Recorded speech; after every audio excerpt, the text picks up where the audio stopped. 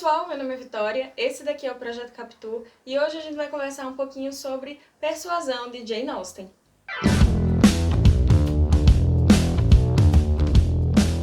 Bom, esse livro vai contar então a história de Anne Elliot, a filha do meio ali, sem muita beleza aos olhos do seu pai vaidosíssimo, o Sir Walter Elliot, e eu falo vaidoso em todos os aspectos que essa palavra possa englobar, porque o vaidoso. Mas ela também é objeto de muita afeição de Lady Russell, que é amiga da falecida mãe de Anne. Ela se torna algo como uma fada madrinha, sabe? Uma conselheira da família, especialmente de Anne, que é a menina que parece a fada sensata da história. Essa família tem 3 filhas, né? A mais velha é Elizabeth, que é quase ou tão vaidosa quanto o pai, mas tá aí lidando com a angústia de ser a Lady Elliot antes do tempo, porque ela acabou assumindo a responsabilidade de cuidar do lar no lugar da sua mãe, né, de conduzir, de gerir a propriedade de Kellynch Hall. Tem Anne, que é esse café com leite, que é a menina sensata, mas ninguém dá muito ouvido pra ela, porque sensata demais até para os padrões do pai e da irmã. E tem Mary, que é uma maluquinha. É muito engraçado quando ela aparece. Foi a primeira a casar, curiosamente. E talvez para tristeza da mais velha, né, que não conseguiu esse feito.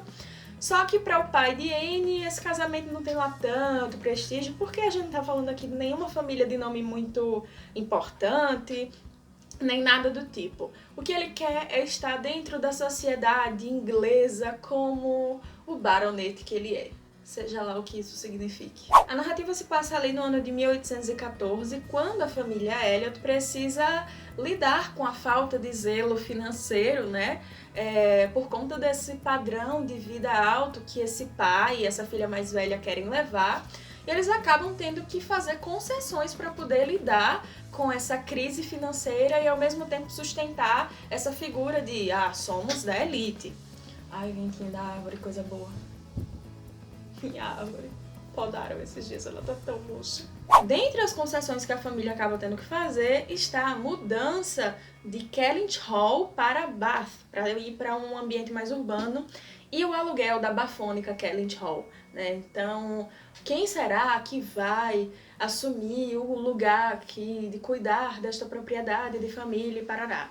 O cabra é chato até na hora de alugar a casa. Ele tá precisando, ele sabe que não tem mais como manter os custos altíssimos daquela vida ali, mas ele não desce do salto. Aparece então um casal, Almirante Croft e sua esposa, para alugar essa propriedade nesse tempo, mas como é que um baronete vai descer ao nível de um almirante, de uma pessoa da marinha? Logo, a pessoa da marinha que fica lá exposto ao sol, não tem um zelo pela sua própria imagem, e parará, e ppp. Bom, mas necessidade é necessidade, né? Acaba que o casal não só aluga e consequentemente salva a vida financeira dos Elliot, como acabam trazendo uma lembrança do passado de Anne, porque um velho conhecido, parente desse casal que alugou a propriedade do pai dela, teve aí um namorico, um negocinho com ela uns 8 anos antes, em 1806, eu até anotei aqui porque sou de humanas. No verão de 1806, Anne acabou conhecendo Frederick Wentworth, que é o cara lá com quem ela tem esse namorico, que é um jovem marinheiro, super empolgado com a vida, super cheio de sonhos, aspirações e tal. E, né, eles acabam se apaixonando, um vê quase que a perfeição no outro, mas o pai de Anne não acha que esse namorico vai virar um noivado muito legal pra ela, porque estamos falando aqui sobre preconceitos, né? Um cara que não tinha muito o que se recomendar, além dele mesmo se recomendar, não tinha posses, não tinha nada que assegurasse que a filha dele teria um futuro brilhante e dentro da alta sociedade da Inglaterra. Mas quem acaba tendo de fato relevância na decisão de Anne de não seguir com o noivado adiante é Lady Elliot, que acaba persuadindo Anne de que ela era uma menina muito jovem e muito inteligente para perder a vida no noivado apenas aos 19 anos, com um rapaz que, né, não tinha o mesmo prestígio social e não tinha muitas garantias de futuro. Bom, guarda essa história na caixinha porque a gente vai ter um reencontro 8 anos depois, graças a esse parentesco aí desses inquilinos da família Elliot. Depois de 8 anos, o cara chega, encontra a menina, ela tá totalmente diferente, ele também tá totalmente diferente, agora ele é capitão da marinha, então ele atingiu uma patente que o pai da menina nunca tinha botado a mão no fogo, e antes tinha todo o preconceito, né, com as pessoas da marinha que não eram no alto posto, assim, para a sociedade, só que ele acaba voltando não só cheio da grana,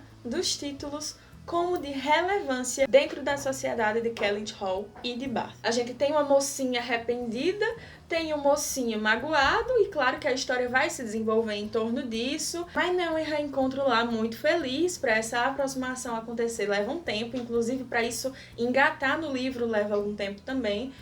E aí é que entram os personagens secundários para fazer da história muito atrativa para se ler. Eu achei a leitura bem fluida, apesar de se tratar de um livro clássico, com vocabulário mais polido, assim.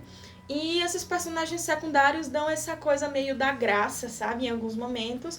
E em outros você quer simplesmente matá-los. Mas aí isso faz parte, né? Nossa vida do leitor tem isso daí. Mas então eu posso dizer agora que, tendo lido 2 livros de Jane Austen, eu acho que eu prefiro Persuasão ao outro que eu li, que foi Orgulho e Preconceito, que é muito bom, mas estava aqui pesquisando e Orgulho e Preconceito foi lançado em 1813. Foi o segundo livro lançado por ela, que nem foi lançado na época com o nome dela, porque, né, machismo, feelings, mulher naquela época não publicava. Orgulho e Preconceito só foi assinado by a lady, escrito por uma mulher, por uma moça. Persuasão já foi escrito em 1817, que foi o ano em que Jane Austen já estava doente e veio a falecer, e foi publicado póstumamente, né? Foi publicado em 1818. Então, assim, já seguia uma linha mais madura de Jane Austen, talvez por isso que eu gostei mais. Já deu pra perceber que os finais de livro de Jane Austen, pelo menos pelo que eu li, não são essas coisas mirabolantes, mas ela consegue fazer a coisa bem fechadinha no final. Mas a gente tem aqui nessa edição que eu tenho da Martin Claret um capítulo que seria o capítulo excluído, que foi o capítulo que ela originalmente terminou o livro, mas depois ela viu que não, dá para desenvolver mais. E graças a Deus que ela desenvolveu mais, porque comparando é muito melhor o capítulo que ficou. Eu não sei se outras edições brasileiras contam com esse capítulo excluído, mas então se você tem interesse, se você é colecionador e tal, essa versão da Martin Claret conta. Ainda falando sobre essa questão da escrita de Jane Austen, né, da minha comparação de Persuasão com Orgulho e Preconceito, eu recorri ao meu livro de literatura do 3º ano, aliás, do ensino médio, tem até a tagzinha da Jolie, porque eu decidi que eu era fofa no ensino médio. E aqui eu vim olhar um pouquinho sobre o romantismo, e Jane Austen se encaixa aqui na primeira fase romântica. Eu separei um trechinho do texto que eu até sublinhei na época, que diz assim: que cada trama que envolve 2 jovens apaixonados é uma oportunidade para mostrar que o sentimento verdadeiro, puro, transforma o indivíduo e lhe dá condições para enfrentar a hipocrisia da sociedade. Nos poemas, o amor à pátria e os símbolos nacionais são exaltados e idealizados como expressão de beleza e bondade. Então, o projeto literário do romantismo tinha como objetivos, digamos assim, a valorização do indivíduo, a divulgação dos valores burgueses, que era trabalho, sacrifício e esforço, e a exaltação do amor à pátria e dos símbolos nacionais. Tem coisas assim no livro que eu acho que ela poderia ter enveredado por um outro lado. Mas quem sou eu aqui em 2021 para falar da escrita de Jane Austen lá em 1800 e bolinha?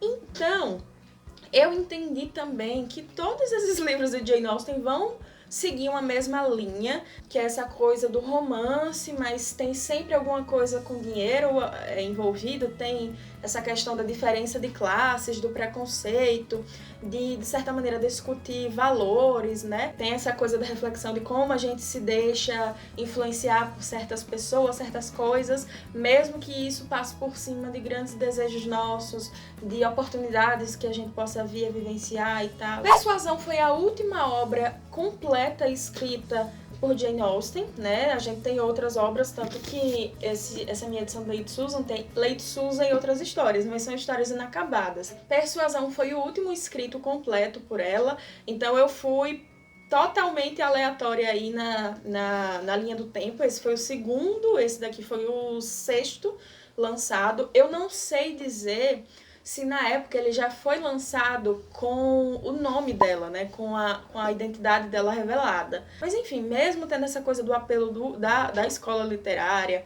mesmo para a época em que ela escrevia, sendo que ela escrevia sem nem poder ter o reconhecimento da escrita dela, eu acho até que essa história está um pouquinho à frente do tempo. Essa mocinha que ela já tem quase 30 anos, o que é muito difícil de aparecer nesses livros do romantismo, porque com 30 anos você já estava velha, já era pra você estar aí com não sei quanto menino em casa e sendo lady sei lá o quê.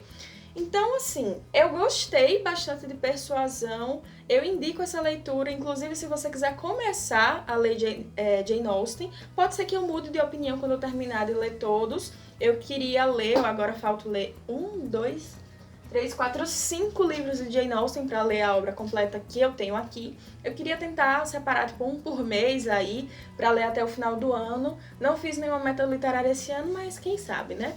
E aí eu espero trazer, depois de todas essas leituras, um vídeo sobre Jane Austen, algumas curiosidades sobre ela, sobre a obra dela. E aí sim eu vou poder comparar e fazer o meu ranking oficial. Por enquanto, tá aqui Persuasão em primeiro lugar, em segundo Orgulho e Preconceito. Se você quiser que eu faça um vídeo de Orgulho e Preconceito, deixa aqui nos comentários pra eu saber. Eu li na época, no ano passado, e fiz um post lá no Instagram. Também vou deixar aqui embaixo pra você acessar. Mas se vocês quiserem que eu traga esse conteúdo em vídeo, é só falar que eu faço, e aí eu vou reler algumas partes. Eu lembro de ter gostado bastante, ter rido muito, né? Me lembra muito um estilo meio de novela, assim. Então, o fato é, eu me divirto muito com Jane Austen, seja levando para um lado mais sério, seja levando para um lado mais divertido, mais das reflexões, mas eu acho sempre uma leitura fluida, gostosinha. Eu fui lendo esse livro antes de dormir, um pouquinho todos os dias antes de dormir, e foi uma experiência muito bacana. Se você quiser comprar esse livro de Jane Austen ou qualquer outra coisa, eu vou deixar o link aqui embaixo da Amazon para você ir lá, e comprando através do meu link você tá ajudando o projeto a crescer sem pagar nada mais por isso. Curta esse vídeo se você gostou, para o YouTube também mostrar para mais pessoas, compartilhe com seus amigos pra gente fazer essa comunidade literária crescer cada vez mais, e se inscreva no canal se você não é inscrito, ative o sininho para receber sempre as notificações de novos vídeos. Acho que é isso, eu vejo você na próxima. Um beijo, tchau!